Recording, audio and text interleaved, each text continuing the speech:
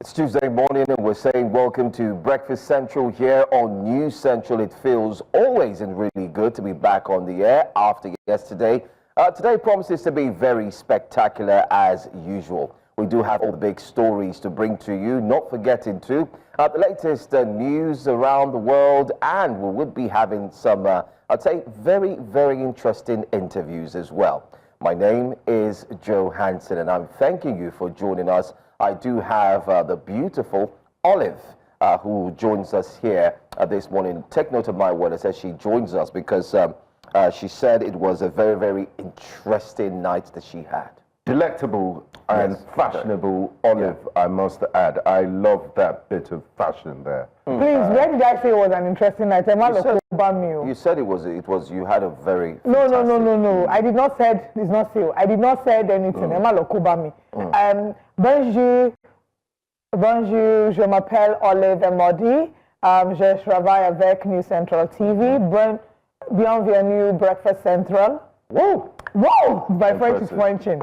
But, you know, I have to speak that to officially announce the return of our national daddy. Daddy Oyoyo. You say Daddy Oyoyo season. The president is back into the country. Mixed reactions. Because of the president's return, we'll be taking some of these mixed reactions much later when we look at what Nigerians are saying. Remember that you can be a part of the show today. It's not just us talking. We want to hear you talk. So when we open the phone lines during the newspaper review segment, then you can call in and share your thoughts on any of the stories we'll be exploring this morning. Once again, you're warmly welcome. I am Olive Emodi. Wow. Yeah. So, for the latest news, insightful conversations, and everything in between, this is the place to be. Breakfast Central. Sit back, relax, grab your cup of coffee. Let's rock and roll. Where do we start from today? Interesting way. Can I just point something out? Yes. Two people here are wearing matching colors. Somebody's tie is matching with my dress. Yeah. Why this is a shame. What do they say about great minds? Great minds think alike. Yeah. Why are you not a great mind this morning? Great. Why? This is a shade of teal now. Eh? You guys don't know your color spectrum. Instead of you to say, he's matching with me in tie, you are matching with me in name because you're wearing olive. Wisdom. It's fine, okay, it's fine. Let's get to it. We've loosened up now. Let's go straight into the business of the day. Yeah, the business of the day. The very first story has got to do with the fact that President Bola Ahmed Tinubu is back. Yes, he did come in, and the videos have been online circulating as usual. Drum rolls and the red carpet, laid just before him, and there he returns. You can find prominent figures, faces. You have the Attorney General of the Federation there. You have the National Security Advisor, who's equally there. The Minister of Budget and Planning, yes, of course, Bagudu, and the likes. Many of them, welcoming him and saying, welcome back. I was expecting that. It could have been. Yes, that's yes, on Wiki. Mr. George Akume. Yes. Where did you see Mr. Wiki? I didn't see him more. He was the first on the line. Yes, he was the first on the line. And I was thinking, possibly there could be that drum roll and the parara, the parara. 19 days working visit. That's a long time. Even us don't get that much leave in the year. I don't think that HR can actually revisit our policy. Yes, he's the president. Because the load is carried on his head. It's too much. It's too much. What ankles uneasy lies the head that wears the crown. Yes, that's a valid one. But let's talk about this culture of having senior government officials who should be at their duty post. The National Security Advisor, for example, it kind of belittles their position to come see the president off. I wonder where it started from. And when the president returned, they all line up, to welcome him.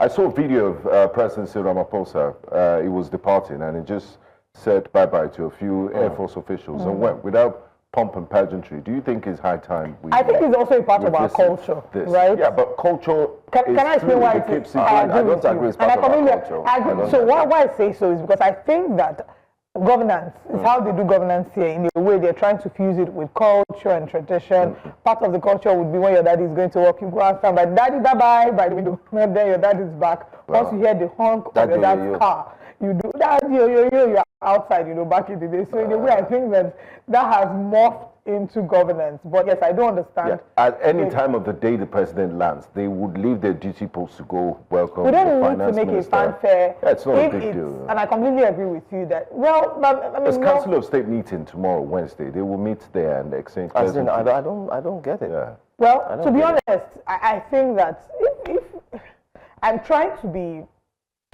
neutral, right? I'm trying to find a middle ground. Yeah, and the middle ground for me would be, okay, it's in Lagos, or it's in Abuja.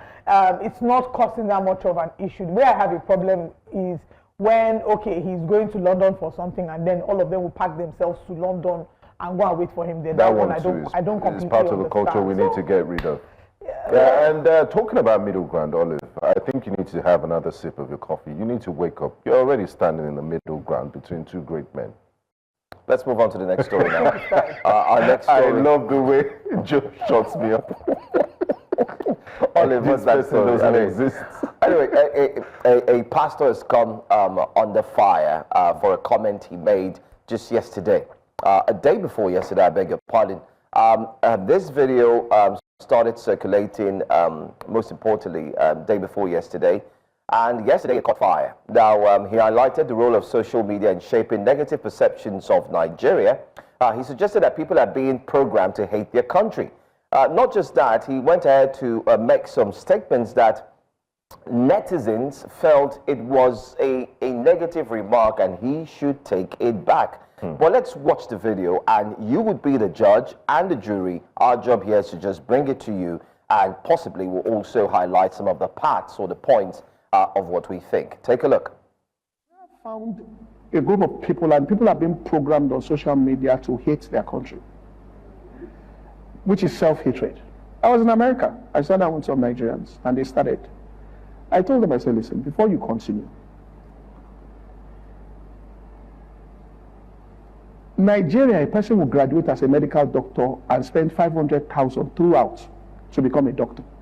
Throughout. I said in America, and they're working in Johns Hopkins. Go and ask them how much. You graduate from Johns Hopkins, you graduate from Harvard as a doctor, and you spend $2,000. Are you okay? Do you know how much money you spend? Now, Nigerians are ungrateful. They will go through everything, education. How much do they spend there? Go there. I said, look, you see a Nigerian, if they tell him in Nigeria to do 2 jobs, he will cost your life out. He will come to America, wake up in the morning, do first job, do second job, do Uber, and do everything he's doing. I said, if they put the fraction of this energy they put here in their country, they will have blown. They kept quiet. He told me, he said, listen, what's the unemployment rate in Nigeria? I said, we don't calculate unemployment rate. He said, no, you must give me a figure. I said, there's no figure. Nigeria, there's nothing like that. Let me tell you why.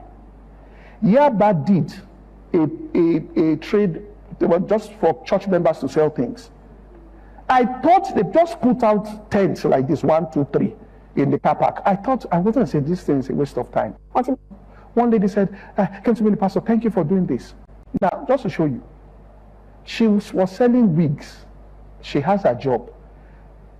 Before my eyes, somebody came out of the church and bought 3 wigs, each one 250,000. That business is not registered though. 750 grand that girl carried home. There's no job she's doing. So if somebody is in their house and just starts selling wig, are they unemployed? No. But are they registered as employed? No. Our statistics here is different. Understand your terrain. Do you understand what I'm saying here? You see, one of the problems with Nigeria, people don't understand their terrain. Understand your terrain. In America, you will sell like that. IRS is coming for you. All right, that's the video. Let me go to the guys first. I mean, there's some home truths there, and I believe there's this trend and herd mentality to always follow the crowd, and I've noticed this on social media. I agree with him on we're programmed to hate our country. I don't know if it's programming, but a lot of people say, and it becomes a self-fulfilling prophecy. How do you, because if you have problems with politicians or certain policies, you address them. You don't say, oh, Nigeria is a failed state, you know, don't let Nigeria happen to you. There are positive things, great things happen in our country. So we should be very careful about the words we use to describe Nigeria. So I don't think Nigeria is a terrible country.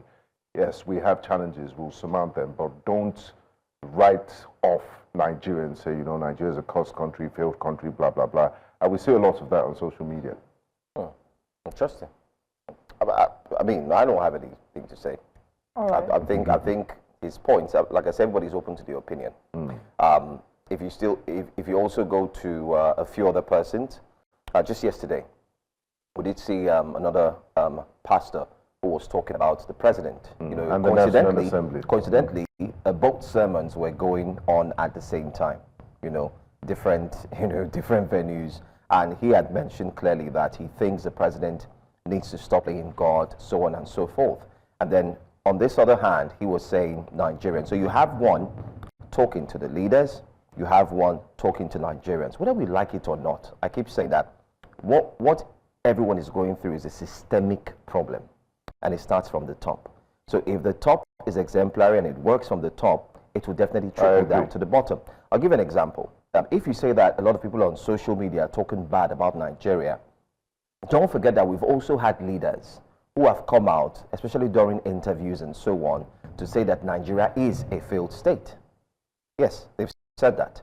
And in the course of not a responsible statement. in the course of saying that, however, it's the context that made them say that. So I feel that if one says Nigeria is a failed state, I think we need to contextualize it now and say Nigeria is a failed state in XYZ. Or Nigeria's failed We're three of us here. We cannot help but agree that Nigeria has failed or is failing in the healthcare sector. Facts. Nigeria is failing in insecurity. Facts. Because we've not seen a double up. We've not seen things that have been done, proactive measures. Granted, I mean, the security agents are trying their best. But we believe that if they get the support, we've talked about videos of fighters who have come up, police officers who have said, listen, we are told not to attack. I wouldn't use the word fail. I would say we have challenges. It's challenging, but you see, Gbenga, I think, like I said, it's contextualized. We need to contextualize it. You're done. Like no, I don't think so. You know why I say I mean, if you fail an exam, you fail the exam. You can do it again. You can pass. So it's a pass. Failure. That's why I said let's contextualize it. The word fail, for me, what I understand with it, and I think it's something that every other person should adapt on social media. I agree with you, don't get me wrong, but I'm saying we need to contextualize it. Okay. If something is not working, if you don't pass an examination, you do what? You are marked, and the mark could be either you fail or you pass. It means that if you fail, you could either start and work again. But when they say it's a failing state, I agree with that word failing, because it has not, it's like a student who has said, I will not pass. Anytime I have the exam, I will not pass. Then you are failing. You have made up your mind that you continue failing. But if you pick up, the same people will say, oh, take a look at the Super Eagles when they win. What do? Do we say Super Eagles are a failing club or a failing national team? No. People say, oh, Super Eagles, well done. They celebrate because they've done well. That's what I think. So I think I'm going to start with my premise, which I always see a lot on the show, which is the fact that two truths can coexist. One, first truth being that on the one hand, some of the points that he's raised, many of us can agree with, in the sense that, yes, you know, it's cheaper to school here than it is to school abroad. Taxation. You know, taxation is not as intense in Nigeria as it is abroad, because in the West, you start, any business, you know, you have to pay tax. However, it is also true that in some sense, the government hasn't lived up to expectations. And when Nigerian people complain about the things that they expect of their government, those complaints did not start today. Because if things were put in the way, like if the right institutions were set up, if the right modalities were set up to guarantee a great quality of life for Nigerians, Nigerians will not be complaining. I don't think the majority of Nigerians enjoy that. Yes, there are people who like to politicize these complaints and just go and make Nigeria look bad, yes. But I would think that the majority of Nigerians just want a better life, right? Fact. If we're even talking about tax, the reason, and that's not an excuse, but Nigerians even want to see the tax working. If you go to London, you go to the UK, for example, yes, they have to pay so much tax. But you can see the system. There are basic things, for example, the transportation. 3 of us did not need to drive to work today if we're in the UK, because we have a transport system that works and that guarantees that once you leave a certain time, you can plan your life here. The factors don't guarantee you, don't afford you that. every society has its weaknesses.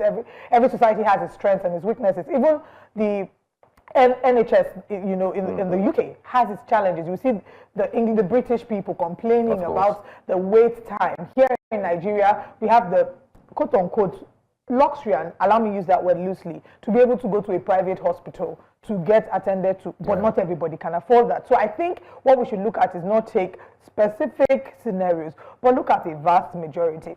Is there really an unemployment challenge? I would believe that there is an unemployment challenge. Of course. Regardless of the definition of unemployment or the redefining of what employment is by the Bureau of Statistics, there is a challenge. So, and I respect Pastor Imade because I think that he has done a lot of work in terms of ensuring that he pushes conversations like this through the platform, YBF, and the like. So there are a number of initiatives that he spearheaded to champion the great cause of, you know, Nigeria.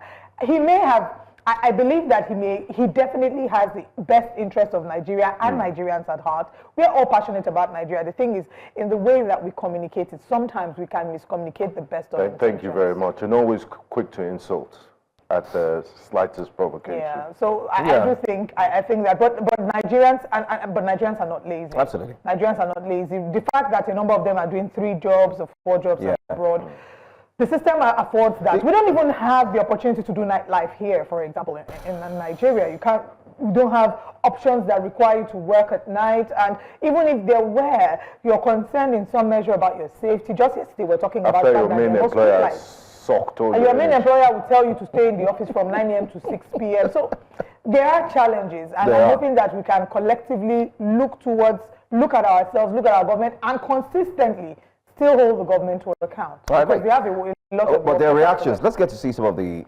reactions as well on what people are saying. There's a few reactions there. Oguntoye Okoyemi says Pastor Poju Imade has dropped another one for obedience. P.S. They can't cancel Pastor Poju. Which one Nigeria is a treasure land. Most of Nigerians who studied medicine in Nigeria live in large in U.S., while their counterparts in the same U.S. are still paying the student loan even after 20 years. Take a listen. Just to mention to this Oguntoye, these are the people that stoke fires. You didn't necessarily need to mention obedience. Obedience had nothing to do with that. So can you see what I'm saying? It's the context in the sense that even in the response, can we say that he's also free? It's so, you see, that anyway, let's not go into that. They killed Christian some days ago, but he lost his voice. What you people are doing is idolatry and complete loss of common sense. If something Peter Obi is what tickles you and him, then there's a problem. Loss of the Spirit of God, lack of empathy, hypocrisy, and so on. Now, this is where I have a problem because it now delves into religious divide. Everybody starts bringing religion into the picture. Wow, 500K to become a doctor in Nigeria, incredible. That's cheaper than a face me, I slap you room at Ikorodu, less than a term's fee in mid-scale Lagos. Primary school and somehow covers labs, textbooks, and so on and so forth. Must be from the University of Fantasy because no real med school runs on the kind of miracle budget. Tell your pastor try to calm down now. I'm also going to respond to this, and I think, 500K now, I don't think that's the truth. This present 500K, maybe a few years ago. Even a few years ago, I don't think it's not possible. You can't go to med school with 500,000. Let's be, for those of us who have maybe medical 30 students, years ago. 30 years ago, yes. 20 years ago, 500,000 as in it's too cheap or it's too expensive? It's not possible. Too cheap. Okay, it's too cheap. It's not possible. My little, it's not possible. One of my little cousins called me a few days ago and they're asking for 180,000 secondary school. Yeah, it's not possible. So that's I agree with that tweet. Maybe the pastor was talking about some years ago, but that figure, no, it's not possible. Well, the dollar was 100 naira to a dollar. Right. I want to take a comment from YouTube as well. We have Mokunye Chukwuemeka, who's streaming live on YouTube. And Mokunye says, for Pastor Poju, these guys should stick to praying and reading the word. We don't hate Nigeria. We hate what Nigeria has done to us over the years. Nigeria has limited us badly via our leaders. And I think that this is the sentiment. It's not really a thing of people saying they hate them. Nobody wants to hate their country. I want to be able to travel with my Nigerian passport and be proud because my country has such a great public image that when I tell people I'm from Nigeria, everybody wants to associate with me. But that's not what the current reality is, unfortunately. Anyway, if we want to extend this conversation, we can guarantee you that we will not leave this set today. We will not move on with the conversations that we have. So the best thing we could do is to ask you to ensure that you stay with us for the next 3 hours, where we'll be having very interesting conversations from now up until 10 a.m. West African time. Let's take you through what the top stories are for today on the Tuesday here on Breakfast Central.